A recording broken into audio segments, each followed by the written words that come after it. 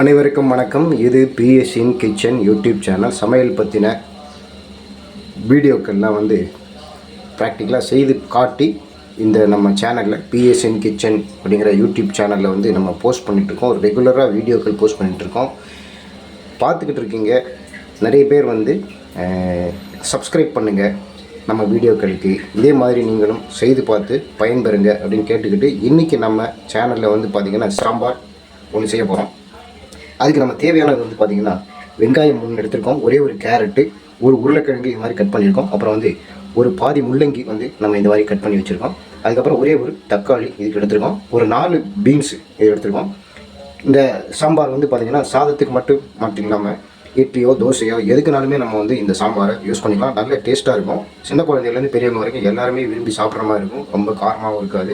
இப்போ நம்ம அதுக்கு முன்னால் இந்த காய்கறிகள்லாம் கட் பண்ணிவிட்டு நம்ம துவரம் பருப்பு என்ன பண்ணணும், வேக வச்சுக்கணும். இது மாதிரி அதாவது 1க்கு பாதியாக, ரொம்ப குழைய வேக வைக்காட்டாலும் பரவாயில்ல, 1க்கு பாதியாக இல்லை ஒரு 3/4 வாசி இந்த துவரம் பருப்பை வேக வச்சு நம்ம தனியாக எடுத்து வச்சுக்கிறோம். இப்போ நான் முதல்ல ஒரு குக்கர் பாத்திரம் வச்சுருக்கேன். அதில் ஒரு 2 கரண்டி எண்ணெய் சேர்த்துக்கிறேன். ஃபஸ்ட்டு 2 கரண்டி மாதிரி 2 கரண்டிக்கு தேவையான எண்ணெய் அதில் நான் சேர்த்துக்கிறேன். இப்போ இந்த எண்ணெய் காஞ்சதும் அதில் ஒரு 1/4 ஸ்பூன் கடுகு சேர்த்துக்கிறேன். அதே மாதிரி கொஞ்சம் வெந்தயம் அதில் ஆட் பண்ணிக்கிறேன். அதுக்கப்புறமா அதில் ஒரு தூள்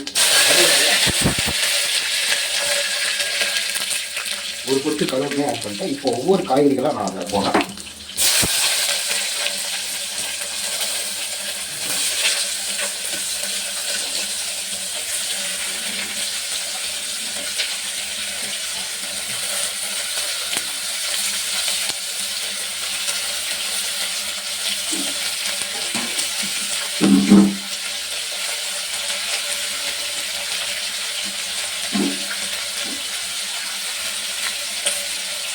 இதை நம்ம நல்லா வதக்கிக்கலாம்.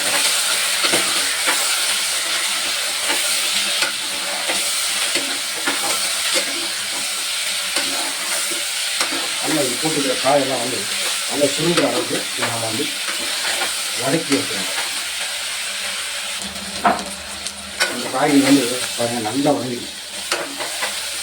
நல்லா சுருங்க வதக்கிட்டேன். அடுத்ததான் நான் இதில் தேவையான இன்க்ரீடியன்ஸ்லாம் நம்ம சேர்க்கணும். என்னென்ன அப்படின்னா ஒரு 1/2 ஸ்பூன் மஞ்சள் தூள் ஆட் பண்ணிக்கோங்க. அப்புறம் சாம்பார் தூள் 1 ஸ்பூன் ஆட் பண்ணிக்கோங்க.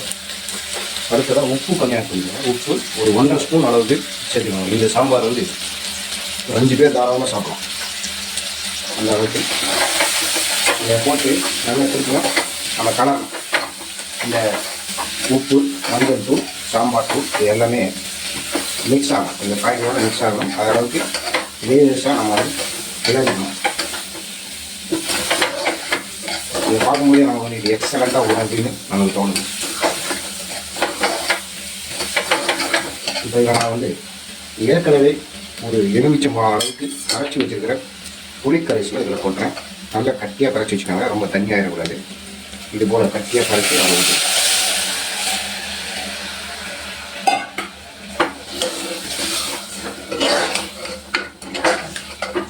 லேசாக ஒரு 2 நிமிஷம்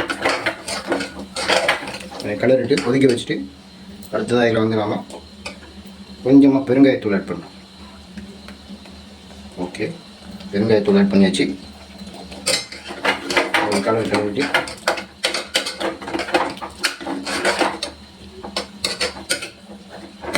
நாம் ஏற்கனவே பருப்பு ஒரு பாதி வேக வச்சிடலாம். அதாவது ரொம்ப குழைய இல்லாமல் ஒரு 50-75% வரைக்கும் அது வேகிற அளவுக்கு நம்ம வேக வச்சுருக்கோம். அந்த அந்த பருப்பு கரைசிலையும் நம்ம வேக வைக்கணும். பருப்பையும் அதை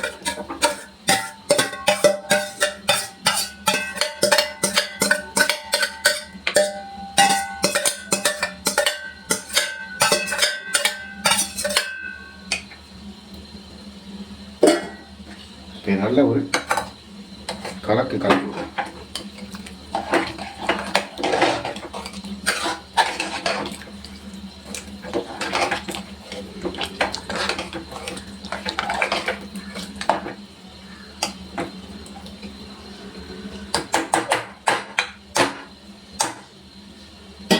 கலக்கிட்டு இப்போ நம்ம வந்து இந்த குக்கரை மூடி வச்சுட்டு ஒரு 5 விசில் விடுங்க. இது 5 விசில் விட்டு ரிலீஸ் பண்ணி பாருங்கள். இந்த சாம்பார் பர்ஃபெக்டாக பக்காவாக ரெடியாக இருக்கும். எல்லா காய்களும் நல்லா வெந்து இந்த சாம்பார் சாப்பிட்ற அளவுக்கு தயாரிப்பாக இருக்கும். நம்ம இப்போது 5 விசில் விட்டு ரிலீஸ் பண்ணிவிட்டு பார்க்கலாம். இப்போ நம்ம 5 விசில் விட்டு ரிலீஸ் பண்ணியாச்சு. இது ரிலீஸ் ஆகிருக்கா இல்லையா பார்ப்போம். ஓகே, ரிலீஸ் ஆகிடுச்சு. இப்போ இதை ஓப்பன் பண்ணி பார்க்குறேன். இந்த சாம்பார் எப்படி வந்திருக்கு அப்படிங்கிறத பார்ப்போம்.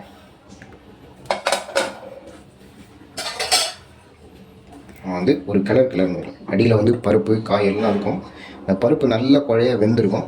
இதை வந்து நம்ம நல்ல ஒரு மசிக்கணும். அப்படியே ஒரு அழுத்தி நம்ம அப்படி மசிச்சிட்டோம் அப்படின்னா அந்த காயெல்லாம் அந்த பருப்புலாம் எந்த அளவுக்கு வெந்திருக்கு அப்படிங்கிறது நல்லா தெரியும் நமக்கு. நல்ல பழைய வந்திருக்கு. காய்கறிகள் எல்லாமே வந்திருக்கு. அதே மாதிரி பருப்பும் நல்லா வந்திருக்கு. இந்த சாம்பார் கிட்டத்தட்ட பக்காவாக பர்ஃபெக்டாக வந்திருக்கு. இது ரொம்ப கட்டியாக இருக்குது பாருங்கள். அதனால் நம்ம கொஞ்சம் தண்ணி சேர்த்துக்கலாம். இல்லை கொஞ்சம் தண்ணி சேர்த்துட்டு கூடுதலாக ஒரு 5 மினிட்ஸ் கொதிக்க வச்சு இறக்கிட்டா இந்த சாம்பார் ரெடி சாப்பிட்றதுக்கு. நல்ல ஒரு கலக்கு.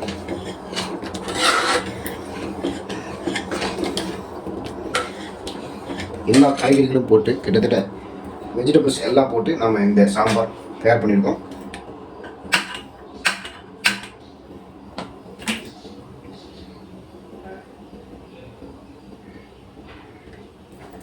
மேலும் ஒரு 5 மினிட்ஸ் இதை நம்ம கொதிக்க வச்சு இறக்கிட்டோம் அப்படின்னா இந்த சாம்பார் சாப்பிட்றதுக்கு தயாராகிடும். அதே மாதிரி நீங்களும் செய்து பாருங்கள். இந்த சாம்பார் முள்ளங்கி, உருளைக்கிழங்கு, தக்காளி, வெங்காயம், கேரட்டு, பீன்ஸு இது எல்லாம் போட்டு அருமையான சாம்பார். சாதத்துக்கு மட்டும் இல்லை, தோசை, இட்லி, சப்பாத்தி கூட இதை நம்ம தொட்டுக்கலாம். சுட சாதத்தில் நிறைய நெய்யை விட்டு இந்த சாம்பார் விட்டு நம்ம சாப்பிட்டோம்னா செம்ம டேஸ்ட்டாக இருக்கும். சின்னவங்கலேருந்து பெரியவங்க வரைக்கும் எல்லாருமே இதை விரும்பி சாப்பிடுவாங்க. இதே மாதிரி நீங்களும் செய்து பாருங்கள். நம்ம பிஎஸ்என் கிச்சன் யூடியூப் சேனலுக்கு மறக்காமல் சப்ஸ்கிரைப் பண்ணுங்கள். இந்த வீடியோ பிடிச்சிருந்ததுன்னா லைக் பண்ணுங்கள், எல்லாருக்கும் ஷேர் பண்ணுங்கள், கமெண்ட் பண்ணுங்கள். நன்றி.